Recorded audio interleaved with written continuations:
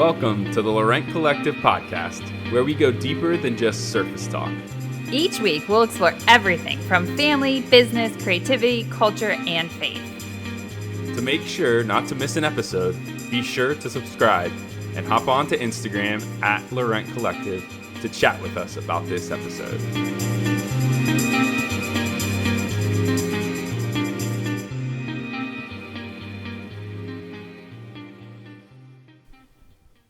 Are you finding it difficult to find joy in your creativity right now?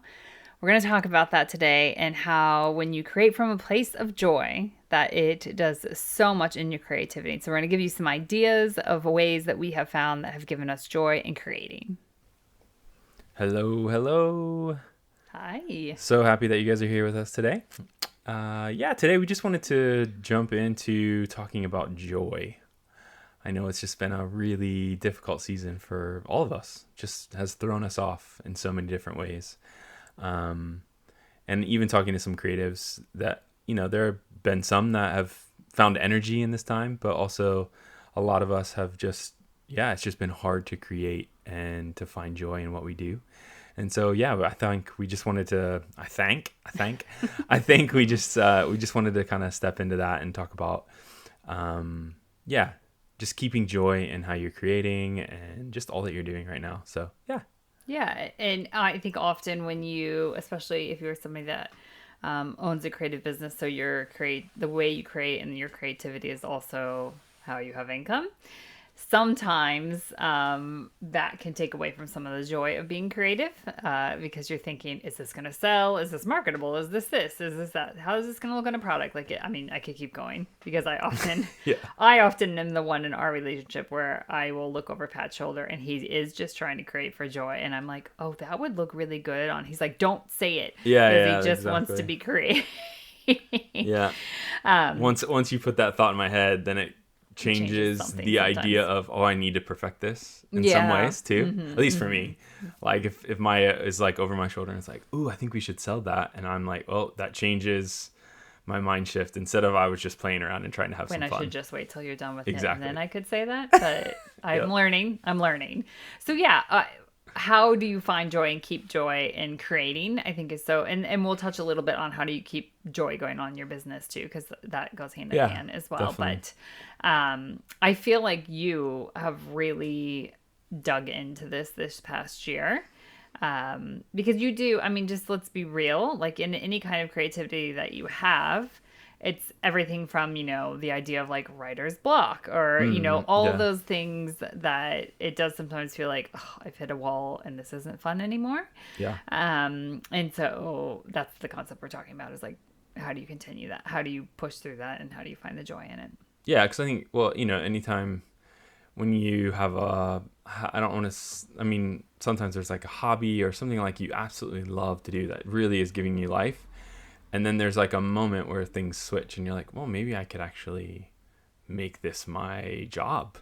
And I think when that switch happens and you get down the road with it, like sometimes you lose that excitement and that joy and that passion that you maybe initially had when you started your business or whatever, because it has turned into a job, right? So it definitely takes on a different feel. And so, we just wanted to figure out and talk to you guys about how we're navigating some of that with the things that we're doing with our business and with our creativity and how to step into that. So we're going to start off, I think, with a tip that is not what most creatives do. Yeah, that's true. But I think both of us have found that when we have done this, it just has to be done. I'm sorry. It's part of it, especially if you are somebody that has multiple things going on, you have a family, you may be involved with other things. You obviously have, you're seeing friends, all those things. Our time fills up so quickly. Yeah. And so we're going to suggest to you that you schedule some creative playtime. Yeah. And you have actually done this. Now, when Pat does it this is going to look different for everybody because definitely when Pat has his fun, creative time, I'm still sleeping. So I think that is the time that I've chosen during the week. Well, true. During the week, you have chosen it be very early morning. Yeah, very early morning, where that, to me, at that time, obviously there's it's really quiet. There's not a lot going on in the house. And you really like that. I really like being up early in the morning. And there's just something different in my mind in that time, in that morning, that I have just to myself. And again, it's a place where I don't have any other distractions. Again, there's not much going on in the world, in a sense. For me, it's really helpful that I pick this time because there's not a lot going on social media. Well, I guess there's always something going on social media, but you choose for me, like, in the mornings, like, that's not the first thing I want to be doing. And so it's been a really good practice for me to get up in the morning and just create for fun. That's like, that's the first thing I do every day is I wake up and I just create. Yeah, and that's the key. And there's no agenda. You're not creating like client work, and you're not creating stuff for us to sell. I mean, sometimes it turns into that, but that's not your reason that you're creating during that time. So it's fun because now it has become a thing in our house. Like when the kids get up in the morning, they come into our bedroom and like we're getting ready for the day. And so the first thing they all do is they go to daddy's iPad and they want to see, like, I don't know what it's called. There's a way for you. They see what he's working on. They ask lots of questions and then they can press the play button. Is that right? Oh yeah, and so I have the process so of it. In Procreate, you can have it where you can set a preference where it will record your drawing steps, like it records kind of a playback. So yeah, they always go on and they want to see like what my process was and all that stuff in the morning, which is just funny. So yeah, so that's also become kind of like, and that's joyful for you too to like at share. The same time, sometimes they're very critical. Right, exactly. Like when I come in and I don't like that, Dad. Why'd you pick that color? Like, oh, why did you change that? I really liked that yesterday. I'm like, oh. So when I actually probably really enjoyed it. So, yes, they have opinions. That's okay. They're allowed to have opinions. Yeah. So but that has been huge for you, and I know for me, my creativity looks a little different sometimes, but, I was even thinking when we were talking about this of when I did have my photography business, and when I got into like my niche, if you will, it was I was trying to do creative things within the portrait sessions, and I did do those things, but also I knew, well, these are the certain, like you were saying for artwork and stuff, these are the certain things that I know will sell too, because the parents are going to want this type of photo of their child and yada, yada. However, what I made sure I did then is once a month I had a creative like photo shoot. And so, for me, I was doing photographs with teenagers and stuff, and there's nothing more that a teenage girl, that a lot of them, at least that I knew, wanted to do than like be part of something like that. And so, I'd come up with these crazy ideas and the girls were totally on board with it. And we'd go to, an apple orchard and they had like big 80s hair and like we just did these fun things and it that helped me like, oh yeah, I really turned into a really cool thing. It turned into a really cool thing for the business, but it wasn't that intent. That was not my intent.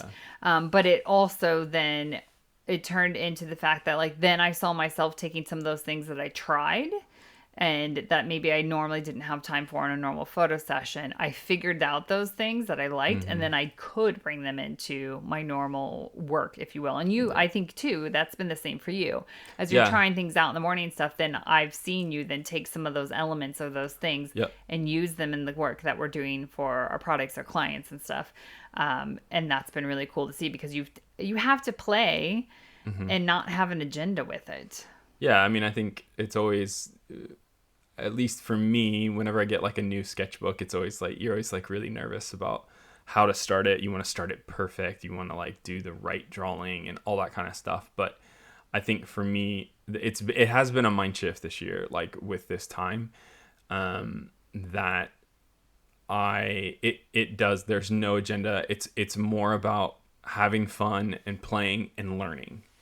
And that has been a big narrative for me over this, 18 months or whatever it's been, that like I wanted to find a place, a space for me to just have fun and to just learn some new things. Like, our business like is 14 years old. We've been doing very similar things for so long. And for me, there's nothing wrong with that. Like, I'm thankful that we're able and we're still doing that. Like, that's awesome. Like, that's amazing. Oh, exactly. But at the same time, to continue to push into joy and the thing that gives me life, and not having it turn into like, oh, it's my job, and like thinking about other things. Like, I've had to, think of things in a new way and try new things and pull out old materials that I had in university and things like that I just haven't messed with in so long.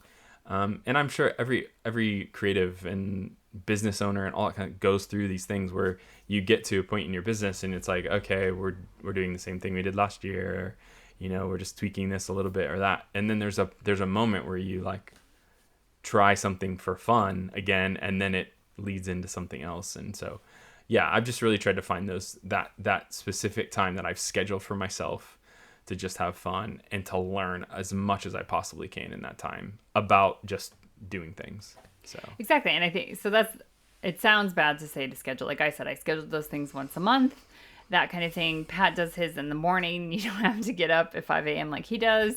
I mean, if that's your thing, do it. But, find spaces. But I think sometimes, and maybe you'll agree with me here, Pat, on this, but like sometimes the hardest part, even if you've scheduled, it's like, well, what do I do? Like, I have this now and I can't come up with something fun. Like, I'm just thinking of the normal stuff I do. Mm-hmm. And so there are several things that we have done as, and Pat refers to it, and I think you've heard this on a podcast, of like you're filling your creative bank account or your creative vault. Yeah, I heard it on a podcast. It's, the original idea came from an illustrator named Jake Parker, and he does really cool stuff. But yeah, that's kind of his thing is like filling up your tank. And whether that's, through movies or video games or TV shows or, experiencing things and taking walks and like all that kind of stuff. It's like, how are going to an art gallery, taking in another, type of, a musical, whatever it may be, all those things. It's all that stuff is filling your creative bank account. So then when you're ready to create, you can withdraw from that account. But at the same time, it's really important to continue to make deposits into it as well. Because, your creativity can, we all have those moments where it's like, oh, I don't really know what to do. Well, and another thing that I can recommend too, like Pat said, like, learning new things is a great way to bring joy into, because like we should always still be learning. Mm-hmm. And sometimes it's even the smallest thing, like a small technique.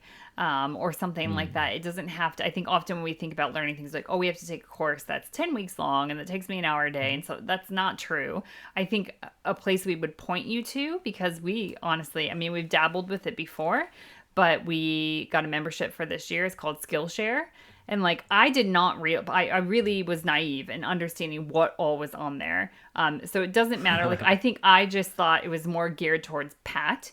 Geared towards just an art, like a what you maybe would think of as your traditional artist. We believe everyone's creative, and so I want to say that. But I, in my mind, thought it was like, for him, of like picking up different skills with that and stuff like that. And then when we got the membership and I've gone in there, like there's everything from like bread baking to how to run Facebook ads to, I mean, you name it. How to write a story. Like, it's crazy. On there. Like some of the stuff that I've put in the search thing, I'm like, oh, it is on here. And what I love, yes, there are more like intensive courses on there for sure. So you could sign up for one that, you're constantly doing stuff. But, I took a bread baking. I will get a sourdough starter going, you guys. This is my Pat is very doubting. I had it and I think I ruined it yesterday by adding too much water. Anyways, I am, there's everything on there of that kind of thing. And it literally, I think they were like 2-minute videos and there were 6 of them or something like that. I'm like, oh, I can do that. Like, and it was stretching my creativity a little bit and even doing something different, if that makes any sense.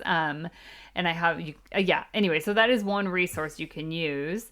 YouTube is out there. You and the kids watch a lot of like different YouTube artists. And that is such a thing. There are artists that have some amazing YouTube channels and they just show their process. Sometimes there is like tutorials and stuff. But even you guys you've been watching this girl that does like miniatures and stuff like that. And that has been inspiring for everybody in our house. Yeah, I would say the big thing in our house right now is like creating like maquettes or like things out of clay everywhere. Or just constructing physical things has been a big thing in our house recently. So yeah. So it doesn't even, I think that's what is cool, is you don't just look in whatever your creativity traditionally is. Seek stuff outside of it, because then you never know how that will. Yeah, like I mean, feel like you guys were watching that, and then I feel like you a couple days later you did an illustration that was like much more detailed and stuff like that, with like the location kind of thing in it. Yeah, and I think and too, I think it's just been that. Some other things, if you're not really sure, like if you want to create that space of just having fun with what you're doing, there are so many prompts and hashtags. Oh, that's so true. Yes. And all that stuff out there. Or monthly things where they like every day it's like a theme. There's one something. That's like the 100-day project, and there's just all these things that are out there. Just Google it. Like there's a gazillion of them, and there's a ton of books too. And it's so amazing to just step into one of those things. Again, you don't have to be public about it if you don't want to, but like they at least will give you some ideas and some prompts to start with, and then you just play and have fun. Like it's awesome. So yeah. And then I think something that we have found, because they just think differently than us, they don't have the same constraints, and like, yeah, they just don't overthink things, is if you have children, create with them. And if you don't have children, find somebody that has kids and just go over to their house and draw with them. I mean, ask permission, obviously, but like... Well, it doesn't have to be drawing. You can play Legos. You can be... Sorry, it could be anything. I did say something very specific there, but like... I think we are amazed every single time. Even something so simple, like I like to color with our kids, because I just, frankly, I don't draw very well. But like in a coloring book that seems like I'll look at something like, oh, I'm going to color this way. And then I'll look over and Veda on the page next to me is doing something similar, but she's totally changed. She doesn't need the lines to keep them colored. She's taken like a part of the mermaid's body that was all I would have colored in as a solid color. And she's used every single color she possibly could in that one little area and made it a pattern of some kind. And they think differently than we do. They see things differently than we do. There's a lot less limits that they have or see. And being around that, you pick it up. Yep. I mean, something Pat has been doing is I guess you've been doing it both with Jude and Veda, is Jude loves drawing and coming up with these crazy characters and stuff like that. And so he has been drawing something, and then he wants Daddy to draw his version. Yep. And thank you. There are a couple people that are out there listening too that like Pat posted on your illustration Instagram, I think. I should mention it. That's something that's just kind of starting slowly, but he posted there, and a couple people then posted their versions of Jude's character. Yeah, it was so cool. He was over the moon. He was just thrilled. It was he was so excited. But even just doing that is like, oh, them draw something, then you draw something, and it doesn't even have to be good. Like it's just having fun with them and seeing the things that they see, and I was even. And for someone who like writes more and does things like that, like I always do this thing with our daughter in the bathtub when I'm trying to like wash her hair out and I don't want to get water and soap in her eyes. And so I tell her to put her eyes up to the ceiling and I say, look at the sky, tell me what you see. And like I might say, if someone did that to me, clouds, an airplane, things like that. I mean, she's like, oh, there's a fish swimming in the sky. And so, I mean, it's just, that's probably the littlest, not most creative one I could have come up with that she has said. It's so funny, the things that she says. And sometimes even that small thing of like giving her an opportunity to have a chance to be creative and think creative prompts something to me that I'm like, oh, and then I'll think of something. So don't discredit what you can learn from your kids in creativity, because they like blow through the roof when it comes to that stuff and the way that they see things. So definitely if you have a chance to. Often we have people come over to our house and our kids are like, oh, will you draw with me? And I think it's just really and I think obviously creating with your kids is somewhat of a collaboration, but also collaborating with other artists can really bring a new energy to your work. It was really interesting. I was listening to a podcast the other day, and they were talking about, a lot of artists, we, in a lot of ways, this profession of being an artist, we just accept that we should, it's only our work and we work by ourselves and like all that kind of stuff. But yet, like, we need others. Like, we need others to, I don't know, take things to the next level, get better, think of things in new ways, all that stuff. And that can only happen in collaboration with others. And so one artist that I was listening to, he was saying that like sometimes he gets to a point where he just can't figure out how to take the next step with this piece that he's working on or whatever. And sometimes he'll like literally ask his friends, hey, could you draw over my piece? I want to see how you would solve this problem. And then for him, he like sees that and he's like, oh, well, of course that's how it is. And then like, you know, then he learns from that and then takes that into his style and the way he does things. And then it's, again, he like pushes his artwork next and keeps pushing it. But again, that interaction between fellow artists or, you know, fellow creatives or fellow business owners, there's so much stuff that can bring joy and life into what you're doing, to kind of, you know, continue to push you forward if you're feeling stuck or whatever. So exactly, you're building that relationship too. Yeah. Again, like pointing to some of those YouTube artists, like there's one of them that started a painting, and they're doing this thing for charity. Oh yeah. Started a painting and painted like, you know, kind of like one corner, and then, you know, then they've shipped it then to another artist, and then they added, and then shipped it to another artist, and like they added something to the piece, and it's been so cool to watch it and think like that's what it's about. Like I think it's so easy as you know, creatives to be like, well, I'm in this like silo here, mm-hmm. and not really like getting out of it and stuff like that. And when you do that, when you build relationships with other people, it creates a chance for you to do some really cool things and open up your creativity too. And you did that. I know COVID times have changed some of this stuff, but you did, when we were still living in the States, you did like a pub night where you guys like passed around. Explain what that was, because that's such a great idea. Yeah, I mean, it could be any kind of format, but I think it was really cool. I'm sure they do it in lots of places now. I think it's like a big thing that you can do. But yeah, basically, you know, there was like 10 to 15 artists that we got together, and yeah, we just sat at a big table and just had a drink and just kind of chatted, and we're just in community together. But during that time, you would sit in a seat for 10 minutes and draw on a piece of paper. And then when the 10 minutes timer came up, you would get up and you would move to the next seat. And then whatever was in front of you, you had 10 minutes to add to it.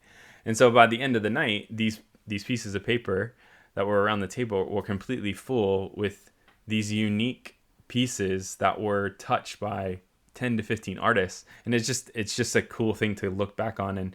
And now to see at least the group that I was a part of initially, in the States, like to see how that has evolved, that group of artists that has evolved, and like the things that they're doing together has now, like, you know, they're putting these images and things like that on like different products and things like that. Now, that was just more of a creative, fun night for them to explore and have fun and get to know one another and build community as artists together. And now it's actually turned into something even bigger, mm-hmm. and they're using that artwork in really cool ways. And so again, like, I think finding that joy in community is just priceless. It's awesome. And I used to do that when I, you know, in the States as well as a photographer. And they have this, I know, here in London, I just haven't joined it yet, or something like that. Sometimes it's even just finding one other person. If it doesn't have to be a crowd, but like, we were just talking to a friend the other day, and she really enjoys photography. And I was like, let's go on a photography walk, and like, let's go on an adventure, and like, let's photograph together and stuff like that. Like, it can be as simple as that, as sometimes just doing something with somebody else. Like, well, you'll catch on different things that they do, and then they catch on different things you do, and it brings joy back into it for sure.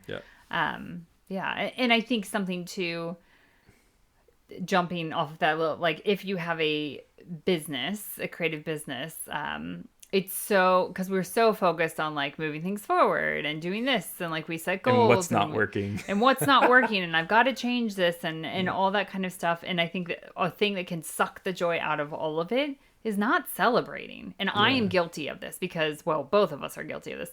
We are very much like go-getters. Like, I particularly am of like, you know, I set something, and if I get to that thing, you want to take that goal off. I'm like, great, let's keep going. It's not enough. We need to go to the next thing. And I don't actually stop to celebrate the fact that like, we just did that, you know? It's sometimes that idea of, a lot of people talk about when they have a book release. that it's a very strange feeling because often you have finished that book a year before, Right. and you've gone through that whole process that could have been years of a process of like editing and all that stuff like that, and then it goes to the publisher, and then it's not another year until it actually is like released into the world. And so I've heard a lot of authors talk about like it's a really weird and strange day because there nothing, it feels like, oh, no one's celebrating like I am, and that kind of thing. Like you're waiting for all your friends to call. Like I was listening to one podcast, they were talking about, I was waiting for all my friends to call on that day and congratulate me and everything. And she had another friend that had released a book on the same day, and that friend called and was like, is your phone ringing off the hook? And she was like, not at all. And he's like, oh good, neither is mine. Let's he's like, I'll call you right back. And then he called her again, I think, and was like, oh, now your phone's ringing off the hook, it's me again. And it's just that sometimes we have this anticipation and expectation in things, but like we really do need to celebrate those things. Like a book being released is a huge deal regardless of what happens in the rest of the world and the response of it. I think that's, for us, like we rebranded from Quiet Boy Studio to Lorraine Collective. And for us, that was a huge deal. And I think we thought for some reason the rest of the world might be like, oh, what do you mean you're doing that? And things like that. And but literally when we put the new branding up and we put the new website up and we had changed everything and that kind of thing, like that day, everyone was like, oh, cool. Yeah. There wasn't like, oh yeah, that makes sense. Awesome. Yeah. I mean, there wasn't like overwhelming. We didn't have thousands of orders that day because we had done it, or, tons of different, that stuff. That wasn't an expectation we had, but I mean, there wasn't any like big thing, but like we did make sure we took time to celebrate. Like we just worked really hard to get this rebranding done and to redo our entire website and all of that stuff. So we took time to stop and celebrate before like moving to the next thing. Yeah. And that just brings joy back into how you do things. If you make sure and find ways of celebrating that are fun to you, whatever it may be. Like sometimes we'll do something with the kids and we're like, oh, we don't eat out that often. And we'll be like, oh, we're going to take you to dinner because mommy and daddy, like we reached this thing we were trying to do, or that kind of stuff. And so I think sometimes it can be simple ways of celebrating, or sometimes it deserves big celebration too. Right. But often I think we often sometimes wait for others to celebrate our things, and we're looking for that feedback when we need to celebrate it ourselves, because you've worked really hard on that, or you've tried something new, or those kind of things. And that brings joy back into when you're heading up, going to do something new and that kind of thing, that you're bringing joy back into it. So, definitely. Yeah, I think that's, and then there's something that seems weird that it would bring joy to your creativity, but sometimes you just have to stop and rest. Yeah, rest. Yeah. I mean, if you're exhausted all the time, you're not going to create. You're not going to have energy to create. So it's definitely important to just take time and just be still and to rest. And it's so easy, I think, especially when you have your own business, to just work 24/7.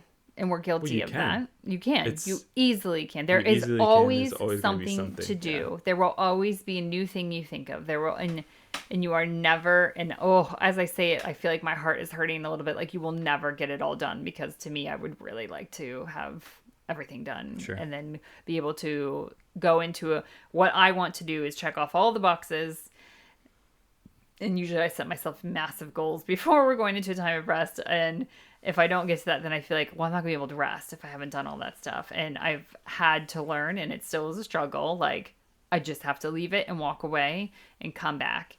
And I almost 100% of the time when I have done that, that I've walked away from that list, I've walked away from whatever it is that we're creating and that kind of thing, and have had a time of rest, have had time with our family and friends and stuff like that, or just read a book or whatever it may be, that when I do come back to it, I'm finding more joy in what I'm creating, and I'm looking at it with different eyes. And so sometimes you are in that, like, I think just making sure that you are also resting.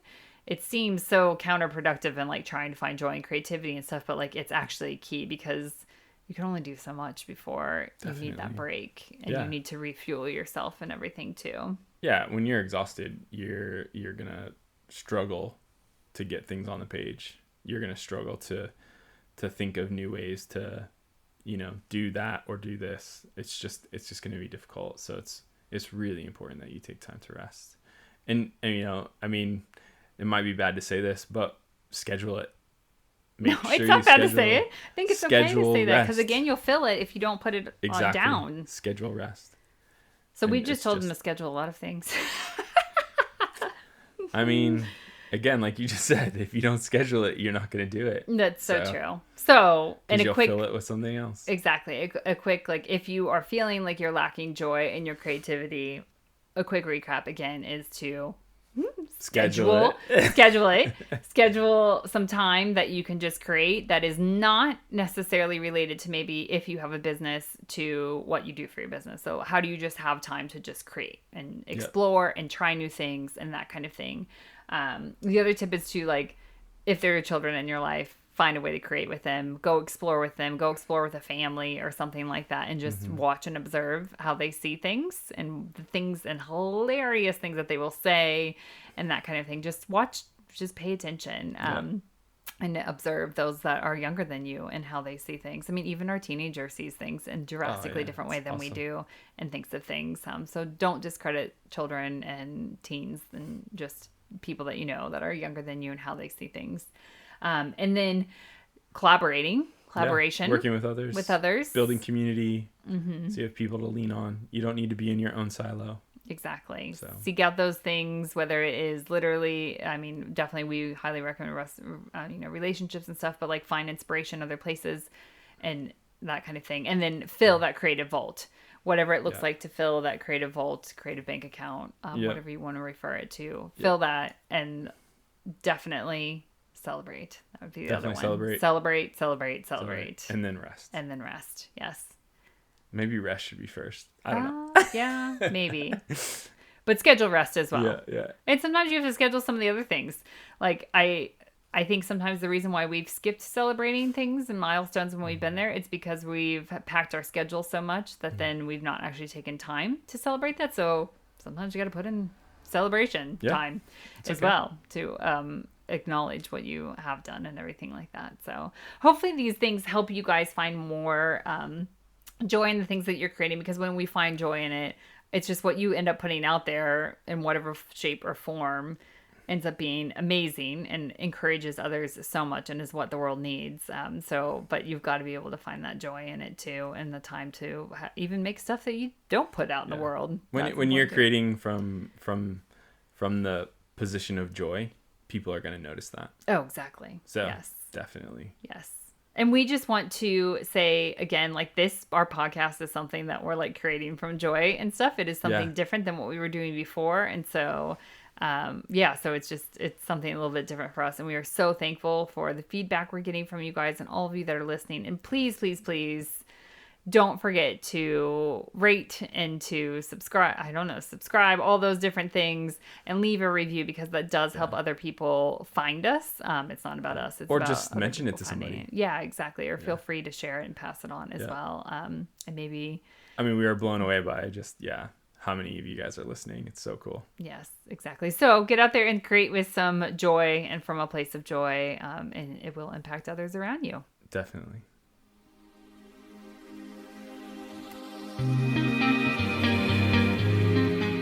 Thanks for joining us on today's episode of the Laurent Collective podcast. If you enjoyed today's podcast, be sure to subscribe and leave a review, which helps others find our podcast.